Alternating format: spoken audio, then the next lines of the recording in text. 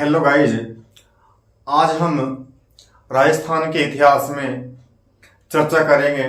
मेवाड़ के इतिहास की बात हम कर रहे थे, उसी को आगे हम बढ़ाएंगे। हम पढ़ेंगे आज अल्हट के बारे में। अल्हट के कौन कौन से कार्य अल्हट ने किए और अल्हट का क्या योगदान है मेवाड़ के इतिहास में, इसके बारे में चर्चा करेंगे। साथ ही यदि हम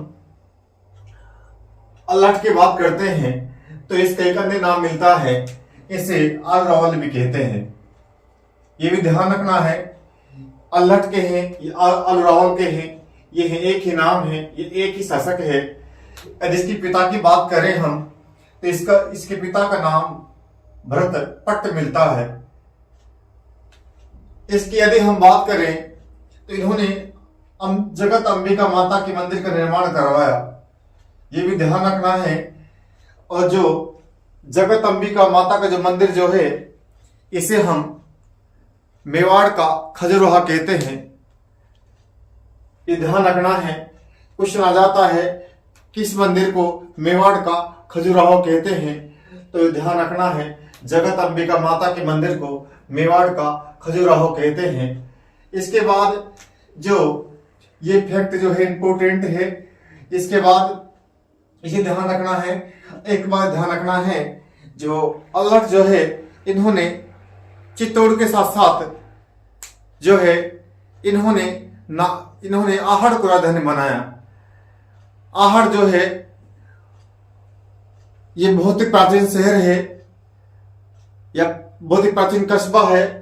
जो आहड़ जो है, यदि इसके नगर के प्रकोटे की बात करते हैं तो प्रकोटा जो है ये वीर सिंह ने बनवाया है। लेकिन हम राजधानी की बात करते हैं तो राजधानी जो है ये आहड़ को अल्हट ने बनाया है। और अल्हट की सेकंड राजधानी थी, प्रथम राजधानी चित्तौड़ बताया गया है और सेकंड राजधानी जो है ये आहड़ को बताया गया है।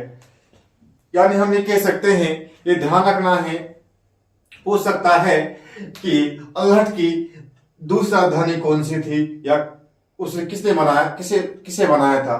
तो ध्यान रखना है अल्हट की जो दूसरी राजधानी थी वह आहड़ थी, यानी आहड़ अल्हट की दूसरी राजधानी थी।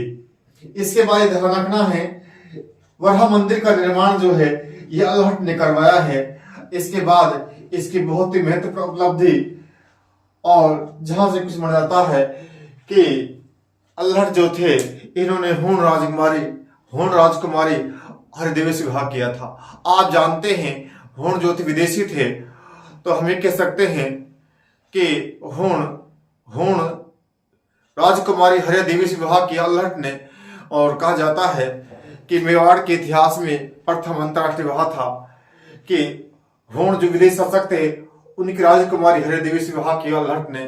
तो पूछ सकता है एग्जाम में आपसे कि मेवाड़ के शासक कौन है जिन्होंने होण कुमारी से विवाह किया, होण राजकुमारी से विवाह किया। तो अल्हट जो है यह मेवाड़ के ऐसे शासक हैं जिन्होंने विदेशी होण राजकुमारी हरिया देवी से विवाह किया। ये ध्यान रखना है, हरिया देवी का नाम ध्यान रखना है। इसके बाद इसकी जो सबसे महत्वपूर्ण उपलब्धि है जो एग्जाम में पूछ जाती है, नौकरशाही गठन जो है, यानी मेवाड़ के इतिहास में नहीं, राजस्थान इतिहास में, यानी राजस्थान के अंदर यानी पूरे मेवाड़ में नहीं, संपूर्ण राजस्थान में सबसे पहले जो नौकरशाही जो है, यानी हम प्रशासनिक व्यवस्था जो है, यानी जो नौकरशाही जो है, नौकर रखना, उनके जो पद्धति होती है, जो पदानुक्रम जो होता है, उस तरह जो नौकरशाही गठन जो है अल्हट ने किया था। ये ध्यान रखना है, पूछेगा नौकरशाही गठन या प्रशासनिक व्यवस्था का गठन किसने किया। अल्हट ने सबसे पहले नौकरशाही गठन राजस्थान में किया और मेवाड़ में भी नौकरशाही गठन करने वाले प्रथम थे। मेवाड़ के शासक राजस्थान के प्रथम शासक थे जिन्होंने नौकरशाही का या हम कहें प्रशासनिक व्यवस्था गठन किया। इसके बाद बात करता हूं आठपुर यानी आहड़ से प्राप्त शक्ति कुमार के अभिलेख से ये पता चलता है कि अल्हट की जो माता थी महालक्ष्मी, ये राष्ट्रकूट वंश की थी। साथ ही आप जानते हैं राष्ट्रकूट वंश जो था उस समय ये दक्षिण भारत में था। जो दक्षिण भारत का जो कर्नाटका, तमिलनाडु और केरला वाला जो भाग जो है वर्तमान का, उस समय ये है राष्ट्रकूट कहला करता था। और वहां की राजकुमारी थी महालक्ष्मी, जो कि अल्हट की माता थी। यानी हम ये कह सकते हैं कि जो अल्हट की जो माता थी वह राष्ट्रकूट वंश की थी, उसका जो नाम था वह महालक्ष्मी था। और ये उल्लेख जो है ये शक्ति कुमार के अभिलेख में किया गया है। इसके बाद हम बात करते हैं कि जो हरिदेवी जो पत्नी है, जो कि हूण राजकुमारी है, जिसे विवाह अल्हट ने किया था, यानी जो हरिदेवी है, हरिदेवी ने बाद में शादी करने के बाद में और मेवाड़ में ही एक हर्षपुर नामक गांव बसाया। ये ध्यान रखना है ये भी कि हरिदेवी ने कौन सा गांव बसाया। हरिदेवी ने हर्षपुर गांव बसाया।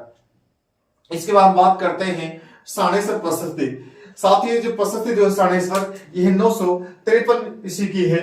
यानी यह 953 ईस्वी की प्रशस्ति है। और ये उदयपुर के साणेश्वर शिवालय शिव मंदिर जो है वहां से प्राप्त हुई है।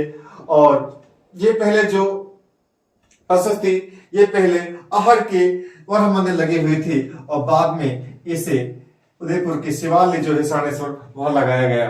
तो ये ध्यान रखना है, जो साणेश्वर प्रशस्ति जो है ये 953 ईस्वी की है, ये ध्यान रखना है। इसके बाद आपको ध्यान रखना है कि प्रशस्ति जो है पहले वर्तमान में तो देखिए साणेश्वर कहाँ लगी हुई है, उदयपुर के साणेश्वर शिवालय से प्राप्त हुई है। लेकिन इससे पहले ये प्रशस्ति जो थी ये वारा मंदिर में लगी हुई थी। इसके बाद ध्यान रखना है जो साणेश्वर प्रशस्ति जो है इसके अंदर क्या क्या बताया गया है, इसमें ये ध्यान रखना है। एक तो इसके अंदर बताया गया है कि जो अल्हट जो है, अल्हट की माता जो है महालक्ष्मी, जो कि राष्ट्रकूट वंश की थी, इसके बात का उल्लेख इसके अंदर किया गया है। इसके बाद अल्हट के जो पुत्र है नरवर्मन, इसका उल्लेख इसके अंदर किया गया है। इसके बाद हम बात करते हैं कि जो अल्हट जो था उन्होंने नौकरशाही गठन किया था, इस बात का उल्लेख भी साणेश्वर प्रशस्ति में मिलता है। इसके बाद ध्यान रखना है इसमें उल्लेख किया गया है कौन कुछ अधिकारी हुआ करते थे और अधिकारियों का क्या काम था, इस बात की जानकारी भी साणेश्वर प्रशस्ति के अंदर मिलती है। क्योंकि साथ ही मैंने लिखा है यहाँ कि अल्हट के प्रशासनिक अधिकारियों के उल्लेख भी इसके अंदर किया गया है। यानी ध्यान रखना है, आपसे पूछेगा अल्हट के प्रशासनिक अधिकारियों का या प्रशासनिक व्यवस्था का उल्लेख किसके अंदर किया गया है या कहाँ मिलता है, ये नौकरशाही गठन का उल्लेख कहाँ मिलता है। साथ ही जो साणेश्वर प्रशस्ति जो है उसके अंदर अल्हट की नौकरशाही का या हम कहें उसकी प्रशासनिक व्यवस्था का और जो प्रशासनिक अधिकारी जो है उनका उल्लेख किया गया है। इसके बाद वरह मंदिर का सूत्रधार जो है, जो वरह मंदिर जो है इसका सूत्रधार जो है, जो बनाया जिसने इसको बनाकर जिसने निर्माण किया, उसे अग्रट बताया गया है कि अग्रट ने वरह मंदिर का निर्माण किया। यानी जिसका मिस्त्री जो है, जिसका जो बनाने वाला जो है वह अग्रट बताया गया है। इसके बाद ध्यान रखना है जो साणेश्वर प्रशस्ति है उसकी लिपिकार कौन कौन बताया गया है, प्रशस्ति जो है वे किसने लिखी है, इसके अंदर बताया गया है कायस्थपाल और वेलक नामक दो व्यक्ति बताए गए हैं, जिन्होंने दो लिपिकार बताए गए हैं। एक का नाम कायस्थपाल है और एक वेलक है। इन्होंने इस प्रशस्ति की रचना की, यह हम इसकी लिपि जो है इसको लिखा है, ये हम ये कह सकते हैं। साथियों, जहां भी मैं स्टार मार्क कर रहा हूं ये पॉइंट वे बिंदु हैं जहां से आरपीएससी ने और कर्मचारी चयन बोर्ड ने क्वेश्चन पूछ लिए हैं, इन बिंदुओं को ध्यान रखना है। इसके बाद कुछ मैंने अन्य फैक्ट जो हैं वे लिए हैं, 10 मार्क किताब से लिए हैं, इनको भी ध्यान रखना है। एक शासक हुए परमार शासक हुए मुंज परमार। साथियों, एक शासक है परमार शासक मुंज परमार। जो मुंज परमार जो है, मुंज परमार मेवाड़ के शासक शक्ति कुमार, जो मुंज परमार जो है इन्होंने मेवाड़ शासक शक्ति कुमार को पराजित किया था। ये ध्यान रखना है, जो मुंज परमार शासक जो है इन्होंने मेवाड़ के शक्ति कुमार को पराजित किया और इन्होंने चित्तौड़ जो है उस पर अधिकार कर लिया। और चित्तौड़ अधिकार करने के बाद इन्होंने काफी लंबे समय तक वहां शासन किया और वहां एक मंदिर बनवाया जिसे त्रिभुवन नारायण मंदिर कहते हैं, और जिसे वर्तमान में इसका नाम बदल दिया गया है क्योंकि मंदिर बहुत प्राचीन था और जब मोगल ने शासन किया तो मोगल ने इसका जीर्णोद्धार किया, इसका यानी पुनरुद्धार करवाया, जहां जहां से मंदिर टूटा हुआ दोबारा इसका निर्माण करवाया। तो इस मंदिर को अब मुगल मंदिर कहा जाता है। यानी जो वर्तमान का जो मुगल मंदिर जो है इसका जो निर्माण करवाया है मुंशी परमार ने, और इसका जो प्राचीन नाम जो है इसे त्रिभुवन नारायण मंदिर कहा जाता था, लेकिन वर्तमान में इसे मुगल मंदिर कहते हैं। इसके बाद ध्यान रखना है कि जो त्रिभुवन नारायण मंदिर जो है ये कहाँ है, ये चित्तौड़गढ़ के अंदर है, चित्तौड़ किले के अंदर है, ये ध्यान रखना है।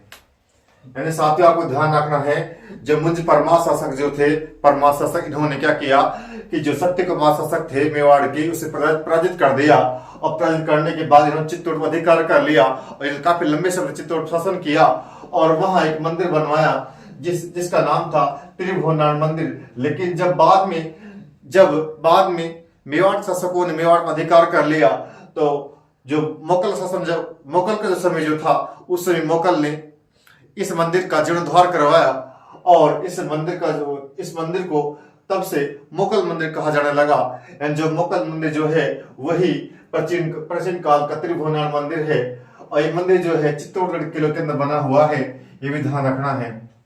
और एक ध्यान रखना है आपको, आहड़ का जो परकोटा जब है प्राचीन काल में था वह वीर सिंह ने बनवाया था और वीर सिंह के दो पुत्र हुए, एक का नाम था राहफ और एक का नाम था छेम सिंह। और छेम सिंह ने रावल शाखा प्रारंभ की और रावल शाखा का आप जानते हो, रावल शाखा का अंतिम शासक जो था रतन सिंह था, जो कि 1303 के अंदर अलाउद्दीन खलजी से पराजित हुआ और मारा गया। तो वहां जो रावल शाखा जो है वह समाप्त हो जाती है। इसके बाद जो मेवाड़ जो है उस पर खलजी वंश का शासन हो जाता है और खलजी जो है वह अपने पुत्र के नाम पर उस चित्तौड़ का नाम खजराबाद रख देता है। इसका उल्लेख भी जो दवाई पीर की दरगाह जो है वहां का जो लेख जो है वहां इसका उल्लेख किया गया है कि अलाउद्दीन खलजी ने अपने पुत्र के नाम पर चित्तौड़ नाम खिजराबाद कर दिया था, यानी खिजर खां के नाम खिजराबाद कर दिया था, इसका उल्लेख मिलता है। इसके बाद जब खिजर खां को मेवाड़ शासक ने भीलों ने परेशान किया तो खिजर खां यहां से चला गया और इसके बाद जो कान्हड़ देव जो था जारो शासक, उसके जो भाई थे मालदेव, मुछाला मालदेव जिसको हम कहते हैं, मालदेव सोनगढ़ जिसको हम कहते हैं, उसको अलाउद्दीन खलजी जो है चित्तौड़ दुर्ग सौंप गया। और इसके बाद मुछेला मालदेव यानी मालदेव सोनगढ़ के पुत्र ही जैसा उससे यानी जो मेवाड़ शासक जो हुए राणा हमीर सिसोदिया, उन्होंने क्या किया, उनको हरा करके, जैसा को हरा करके इन्होंने पुनः चित्तौड़ पर अधिकार कर लिया। और वहां से क्योंकि जो राहत था सिसोदा गांव बसाया और वहां के जो वंशज जो हुए वे कहलाए सिसोदिया और भाई के शासक हुआ राणा हमीर सिसोदिया, जिन्होंने 1326 ईस्वी में जैसा को हरा करके चित्तौड़ पुनः अधिकार कर लिया।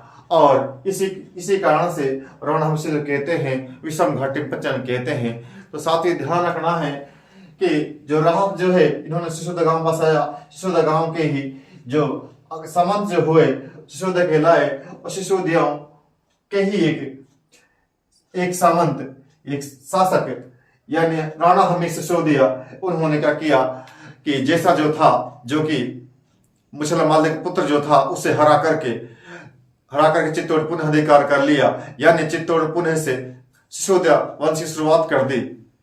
साथियों अब जो मैंने पढ़ा है इसमें क्या क्या ध्यान रखना है, एक बात ध्यान रखनी है, जगत माता अंबिका मंदिर का निर्माण किसने करवाया, ध्यान रखना है, ये अल्हट ने करवाया, इस बिंदु को ध्यान रखना है। एक ध्यान रखना है अल्हट की दूसरा राजधानी क्या थी, अल्हट की दूसरा आहट थी। वह मंदिर किसने बनवाया, तो यह अल्हट ने बनवाया। एक ही ध्यान रखना है होण राजकुमारी हृदय से विवाह किसने किया, अल्हट ने होण राजकुमारी हृदय से विवाह किया। एक ये बहुत ही ध्यान रखना है कि नौकरशाही या पसंद व्यवस्था का गठन किसने किया, ये अल्हट ने किया।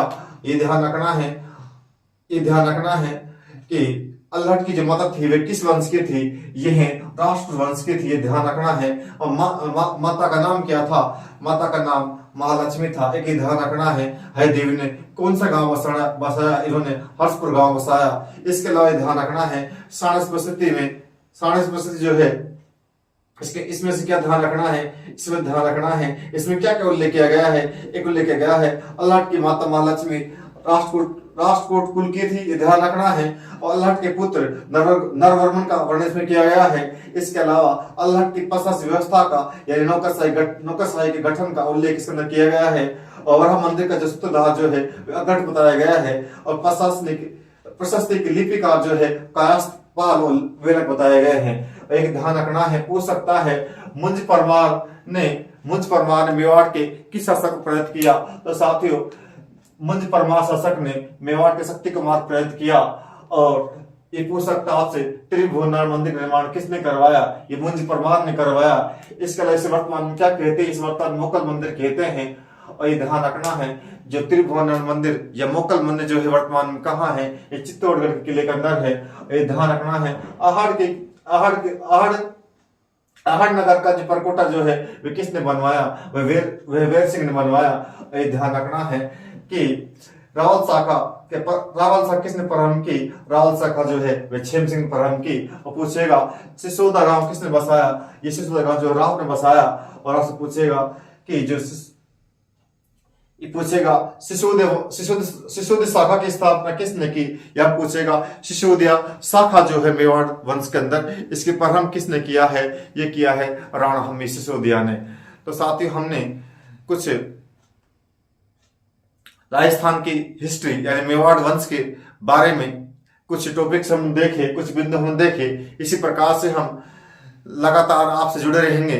प्लीज हमारे चैनल को लाइक शेयर एंड सब्सक्राइब करें। Thank you.